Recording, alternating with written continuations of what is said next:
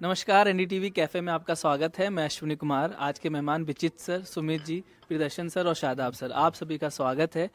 आज कैफ़े में हम लोग बात करने वाले कंगना रनौत की उस बयान की जिसके बाद बीजेपी ने एक सफाई दी है। और वो सफाई इसलिए भी है क्योंकि इसी महीने के अगले महीने के आखिर में यानी 1 अक्टूबर को हरियाणा में चुनाव होने वाला है। कंगना रनौत ने एक बयान दिया। उन्होंने कहा कि अगर हमारी सरकार मजबूत नहीं होती तो पंजाब में जो किसान आंदोलन के समय हुआ, उनका ये कहना था कि पंजाब में फिर बांग्लादेश जैसी स्थिति बन जाती। उसके बाद से काफ़ी उनके बयान की आलोचना हुई। आज बीजेपी ने एक बयान जारी कर कहा कि कंगना रनौत इन विषयों पर अधिकृत तौर पर पार्टी की तरफ से अधिकृत नहीं है बयान देने के लिए, इसलिए वो आगे से ऐसी तरीके का बयान ना दें जिससे विवाद हो। और ये पहली बार नहीं है, पीडी सर आप भी जानते हैं, सुमित सर, कि पहली बार बयान नहीं है कि कंगना रनौत ने कुछ फार्मर्स प्रोटेस्ट पर बयान दिया। वो ऐसे विवादित बयान पहले भी देती रही हैं। अभिनेत्री से शुरुआत कर वो पहले नेत्री बनी। सॉरी, मैं आपने हाँ। जो बात की ना, मैं उसमें एक चीज जोड़ दूं, उसके बाद चर्चा को शुरू करते हैं। जो प्रेस विज्ञप्ति पार्टी की तरफ से जारी की गई, उसकी भाषा बहुत सख्त है। हाँ। वो कहा नहीं गया है, निर्देशित किया गया है। अच्छा। भारतीय जनता पार्टी की ओर से सुश्री कंगना रनावत को निर्देशित किया गया है कि वे इस प्रकार के कोई बयान भविष्य में ना दें। भारतीय जनता पार्टी सबका साथ, सबका विकास, सबका विश्वास और सबका प्रयास तथा सामाजिक समरसता के सिद्धांतों पर चलने के लिए कृत संकल्पित है। ये जो 3 लाइनें हैं ना अश्विनी, ये पूरी कहानी बयां करती है कि कंगना रनौत ने पार्टी के लिए कितना बड़ा एम्बैरेसमेंट खड़ा कर दिया था इस वक्त में, जब देश चुनावों में जा रहा है और एक तरीके से मिनी चुनाव हो रहा है। वहाँ हरियाणा में सबसे बड़ा किसान आंदोलन जब हुआ तो पंजाब हरियाणा 2 राज्य ऐसे थे जो सबसे अधिक किसानों के साथ खड़े थे, जो सीधे तौर पर प्रभावित थे। चाहे आप ट्रैफिक की बात कर लीजिए, चाहे आम जनता की बात कर लीजिए, चाहे किसानों की बात कर लीजिए, उस 1-1.5 साल के अंदर उस इलाके में सबसे अधिक प्रोटेस्ट हुए। अब वहाँ राज्य चुनाव में जा रहे हैं। बीजेपी को इस बात की अनुभूति है, एहसास है कि ये चुनाव आसान नहीं है, इसीलिए मुख्यमंत्री को अचानक बदल दिया। खट्टर साहब को बदलना, एक नायाब सिंह सैनी को बनाना, ये कोई आसान फैसला नहीं था पार्टी के लिए। आज से ठीक लोकसभा चुनावों के पहले बड़ा फैसला किया गया, खट्टर को लोकसभा लड़ा के दिल्ली में मंत्री बनाया गया। ये तमाम चीजें इशारा कर रही थी कि बीजेपी को इस बात का एहसास है कि इस बार हरियाणा का चुनाव फंस सकता है। और उनका जो साथी था चौटाला, दुष्यंत चौटाला, वो छोड़ के चले गए और उनका आज ही बयान आया कि मैं इंडिया के साथ जा सकता हूँ, इंडिया ब्लॉक के साथ, पर बीजेपी के साथ नहीं जाऊंगा।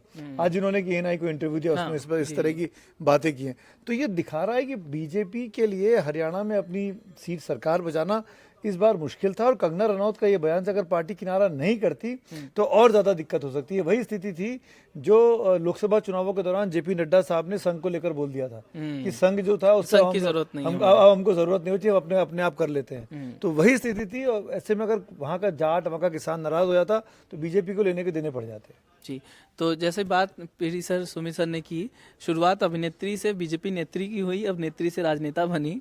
और राजनेता बनने के बाद भी जो बयान देना उटपटांग या विवादित बयान है। इससे पहले उन्होंने कहा था कि किसान आंदोलन में महिलाएं 100 रुपये में अवेलेबल हैं, वहाँ पे मिल सकती है। उसके बाद उन्होंने एक ट्वीट करके कहा था तापसी पन्नी और स्वरा भास्कर बी ग्रेड की अभिनेत्री हैं। उससे पहले कांग्रेस नेता राहुल गांधी को उन्होंने कहा था कि वो नशा करते हैं, उनका टेस्ट होना चाहिए। इस तरीके के बयान देती रहती हैं।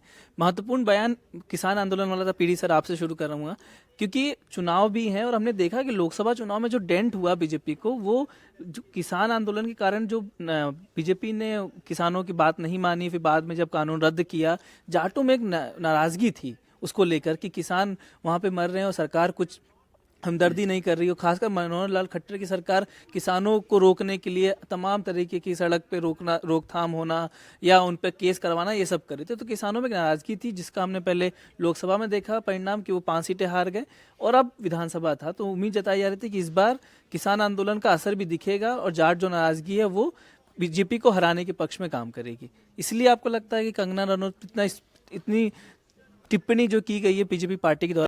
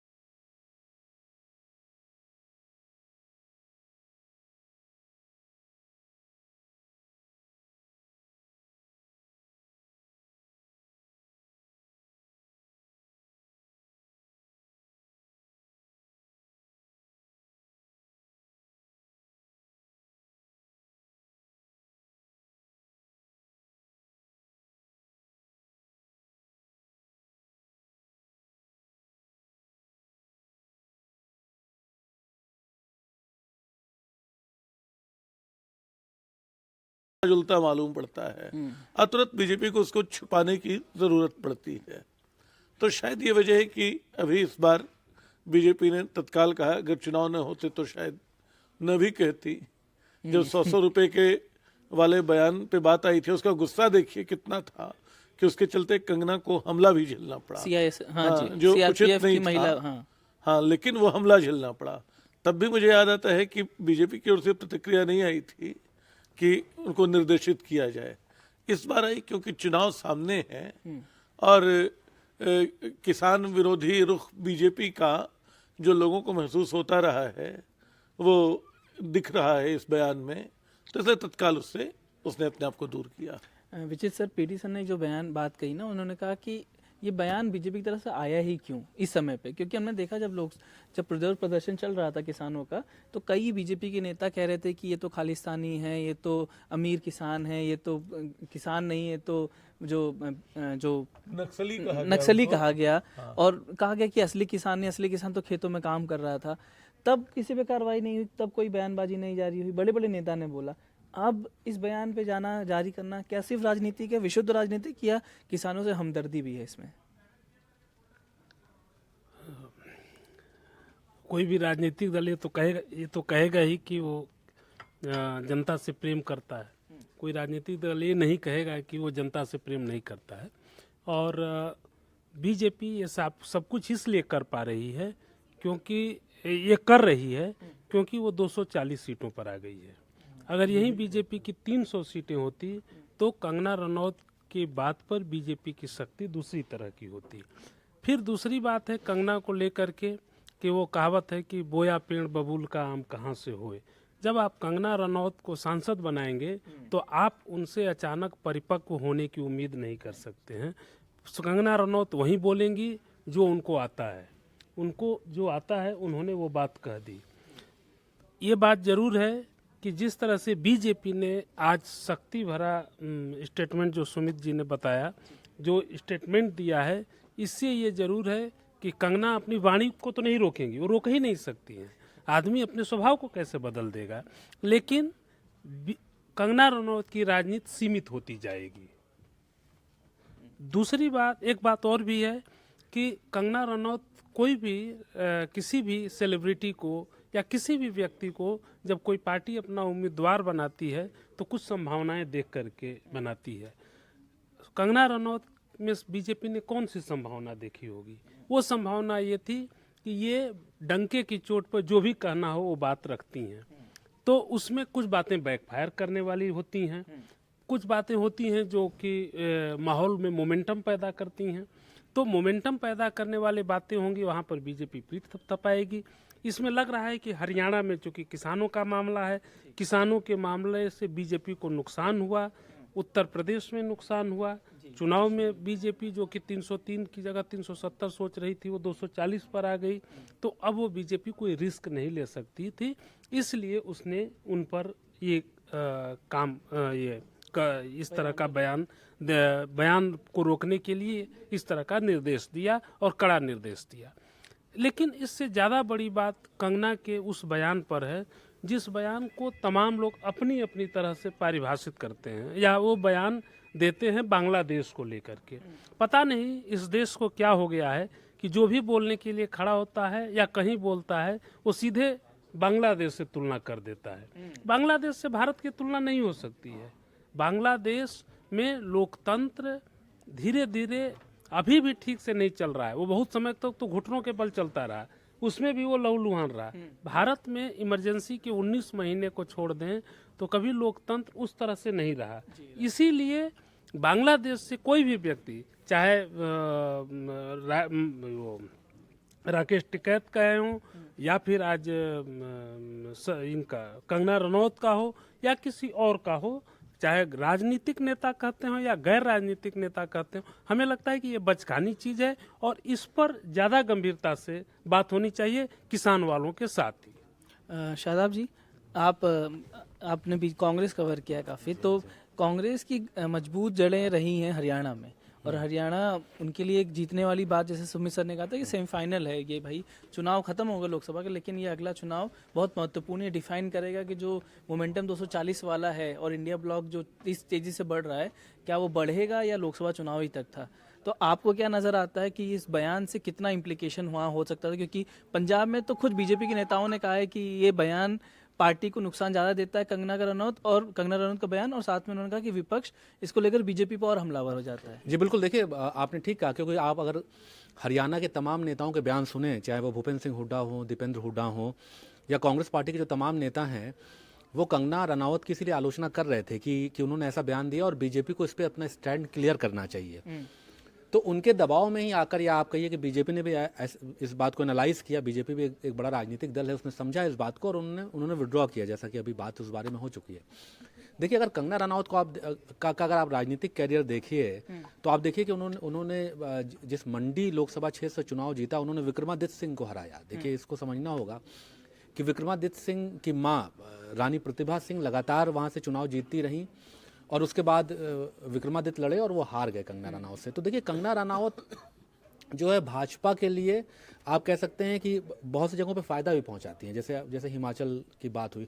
आपको याद होगा कि महाराष्ट्र में उनका शिवसेना ने बीएमसी ने उनका दफ्तर तोड़ा था। उन्होंने बयान दिया था कि उद्धव ठाकरे महाराष्ट्र को पाकिस्तान बनाना चाहते हैं, मुंबई को। तो जिसमें संजय राउत ने कहा कि हम लोगों ने तो दाऊद के खिलाफ लड़ाई लड़ी है, हमने तो मुंबई को बचाया है, आप हमको पाकिस्तान बनाने की बात कह रहे हैं। देखिए, कंगना रनौत का अगर आप थोड़ा सा अगर पीछे जाएं, तो कंगना रनौत का जो जीवन है, ऐसा नहीं है वो संघर्षों से भरा रहा है। उन्होंने 16 साल की उम्र में अपना घर छोड़ दिया, वो दिल्ली आई, फिर मुंबई गई, फिर बड़े संघर्षों के बाद वो फिल्म अभिनेत्री बनी, उनकी तमाम हिट फिल्में भी आईं। लेकिन पिछले जो 7-8 सालों से जो उनका रंग चेंज हुआ कंगना रनौत का, जैसे वो एक अभिनेत्री से ज़्यादा राजनेता की तरह व्यवहार करने लगी, और उनको इसमें कोई शक नहीं कि बीजेपी का सपोर्ट था पीछे से, राजनीति में आने से पहले भी। आप याद कीजिए कि जब उन्होंने मुंबई वाला बयान दिया था, जिसके बाद उनका दफ्तर टूटा था, बीएमसी ने दफ्तर तोड़ा था, तो उस वक्त भाजपा के तमाम नेता, चाहे वो राम कदम हो या आपके जो अभी जो डिप्टी सीएम है फडणवीस साहब हो, या तमाम लोगों ने कंगना का सपोर्ट किया था। तो कंगना का उससे मनोबल बढ़ा, फिर वो हिमाचल पहुंची, लोकसभा चुनाव जीता, फिर वो जो उनकी बयानबाजी थी वो रुकी नहीं। तो निश्चित तौर पर जो हरियाणा में जो इलेक्शन है, उसमें खासा नुकसान भारतीय जनता पार्टी को होगा कंगना के बयान से, इसीलिए उसने डैमेज कंट्रोल करने की कोशिश की है। लेकिन अभी भी जो उन्होंने बोला है, उन्होंने काफ़ी बीजेपी का नुकसान किया है, इसमें कोई शक नहीं है। सुमित सर, ये आखिरी सवाल आपसे पूछना चाहूँगा, क्योंकि जैसा पीडी सर ने कहा ना कि बीजेपी में ऐसे कई नेता हैं जो ऐसे बयान देते हैं, बीजेपी उनको टिकट देती, वो चुनाव लड़ते हैं, फिर टिकट उनका काट दिया जाता है और कहा जाता है कि चलो हमने तुमको साइड लाइन कर दिया। जैसे उन्होंने एक साध्वी प्रज्ञा का बात कही, उससे पहले भी कई नेता थे, दिल्ली के ही 3 सांसदों का बयान काट दिया गया, उसमें से एक विवादित बयान उन्होंने संसद में दिया था। तो ये जो प्रैक्टिस है ना एक तरीके से, कि आप पहले नेता जो बयान देने वाले इस टाइप के लोग हों, जो आपको फेवरेबल लगते हों, उनको आप उठाओ, टिकट दो, फिर जब वो कुछ बोल दे टिकट जीतने के बाद, तो उनको फिर अगली चुनाव में ड्रॉप कर दो। ये पॉलिटिक्स क्या पॉलिटिक्स है, मतलब इससे संदेश क्या देना चाहते हैं? बयानवीर हैं, बयानों के सारे राजनीति करना चाहते हैं। बयानों के सारे लंबी राजनीति नहीं हो सकती। आप एक क्षणिक राजनीति कर लें, क्षणिक फायदा उठा लें, क्षणिक आप चुनाव जीत लें, वहाँ तक तो ठीक है। अब आप जो बात शुरू में पीडी सर ने बोली, उसी को मैं थोड़ा आगे बढ़ाना चाहता हूँ आपके इस सवाल से इधर। 240 पे बीजेपी है, और बीजेपी के टॉप लीडरशिप को इस बात का एहसास हो गया है कि भाई हमने अपना पीक देख लिया है क्या, अब हमारा डाउनफॉल शुरू हो गया है क्या। वो पिछले 2-2.5 महीनों के अंदर 4-5 फैसलों पर उन्होंने अपना रुख बदला है।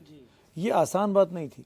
ये इसको आप ऐसे भी कह सकते हैं कि वो अकोमोडेटिव हो गए हैं, वो अपने साथियों के ज़रूरतों को समझने लगे हैं।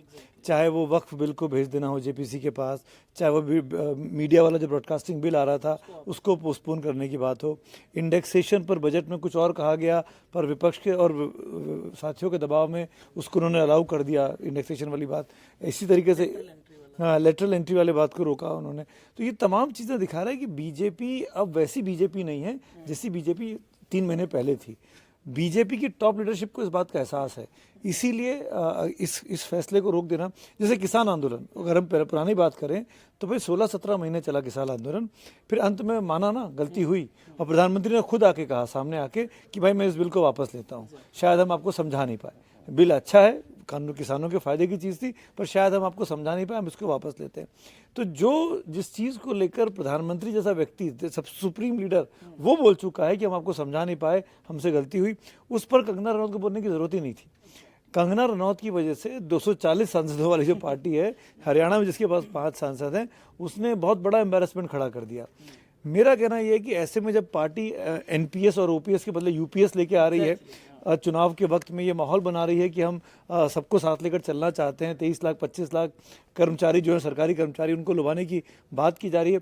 उस स्थिति में अगर कंगना रनौत इस तरह के बयान देंगी या कोई भी बयान देगा, तो वो 240 से जो एक ग्राफ चल रहा है कि वो नीचे तो नहीं आता जा रहा है। अभी मूड ऑफ द नेशन आया है इंडिया टुडे, आप देखा आपने, राहुल गांधी इमर्जेस, मोदी स्टेज पर राहुल गांधी इमर्जेस। तो अगर मोदी राहुल गांधी इमर्जेस लिखा हुआ है, इसका मतलब क्या है? ये अगर इस तरह के बयान आएंगे, कंगना रनौत जैसी जो चीज़ें हो रही हैं, ये राहुल गांधी की स्टैचू को और उनकी जो प्रतिमा बन रही है लोगों के दिलो दिमाग पे, उसको मजबूत ही करेंगे। और ये बीजेपी इसको अफोर्ड नहीं कर सकती है। हरियाणा के तुरंत बाद महाराष्ट्र का चुनाव है। महाराष्ट्र में तो देश की सबसे कैपिटल है, आर्थिक राजधानी है। अगर वहाँ से सत्ता खिसक गई तब आप क्या करेंगे, जहाँ सारे उद्योगपतियों का दबदबा रहता है। तो ऐसे में बीजेपी हर चीज़ फूक फूक के रख रही है। पर भाई वो जो बात थी ना, चुनाव है जिसकी वजह से वो जो क्या उन्होंने भी कहावत पढ़ के विचित्र जी चले गए, बोया पेड़ बबूल का तो आम कहाँ से हुए, वो स्थिति है। तो अब बबूल का पेड़ बो दिया तो झेल लिया बात। अच्छा, कंगना रनौत का एक और बड़ा ऐतिहासिक बयान है कि जो वो कहती हैं कि देश में जो आज़ादी है वो 2014 से ही मिली है। तो वो भी बड़ा ऐतिहासिक, कुछ कर सकती है भाई, वो हीरोइन है। वो भी बड़ा ऐतिहासिक बयान है। लेकिन भाजपा को जो बयान सूट करता है, जैसे आज पहली बार इतराज किया, इससे पहले तो तमाम बयान थे, उस पर कभी इतराज नहीं हुआ। संसद में भी वो राहुल गांधी को उन्होंने इनडायरेक्टली ये तक कह दिया कि वो नशा करके आते हैं। मैं भी कह रहा हूँ साहब, ये बदली हुई भाजपा है। अब भाजपा पिछले 2 हफ्तों में, 3 महीनों में ये बदली हुई भाजपा है। तो भाजपा के जो नीचे के नेता हैं, जो एमपी एमएलए और वो बने हैं, विधायक बने हैं, उनको भी अपना मिजाज बदलना पड़ेगा। नहीं बदलेंगे तो उनकी वजह से पार्टी एम्बेरस होगी। बिल्कुल। तो ये जो आज बयान पे जो टिप्पणी की गई, वो 100 दिन के अंदर जो बदली हुई भाजपा है उसकी एक निशानी भी है। और दूसरा, अभिनेत्री से नेत्री बनने के बाद बदलाव की उम्मीद की जाती है, जो शायद अभी तक कंगना रनौत में नहीं आई है। तो आज की चर्चा में बस इतना ही। कल मिलते हैं किसी और विषय के साथ, तब तक के लिए बहुत बहुत धन्यवाद।